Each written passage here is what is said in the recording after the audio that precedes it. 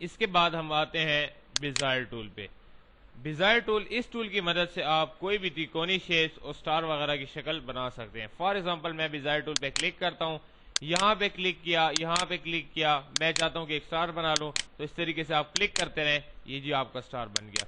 तो मतलब ये हुआ कि बेज़ियर टूल की मदद से आप कोई भी त्रिकोणीय शेप, स्टार वगैरह, रेक्टेंगल वगैरह, ट्राइंगल वगैरह कोई भी शेप आसानी के साथ बना सकते हैं। अगर आप चाहते हैं कि ये जो आपने त्रिकोणीय शक्ल बनाई है उसमें कुछ खास चेंजेस करना चाहते हैं, तो ये बाय डिफॉल्ट तरीके से कर्व होती है, आप वही शेप टूल लेके इस पे क्लिक कर सकते हैं और वही कन्वर्ट कर्व टू आउटलाइन पे क्लिक करके आप इसको मूव कर सकते हैं। तो इस तरीके से आप इस शेप को बेहतरीन से बेहतरीन बना सकते हैं शेप टूल की मदद से। ये ले, तो बेज़ियर टूल का मतलब ये हुआ कि आप इसी टूल की मदद से कोई भी स्टार, कोई रेक्टेंगल, कोई ट्रायंगल वगैरह आसानी से बना सकते हैं।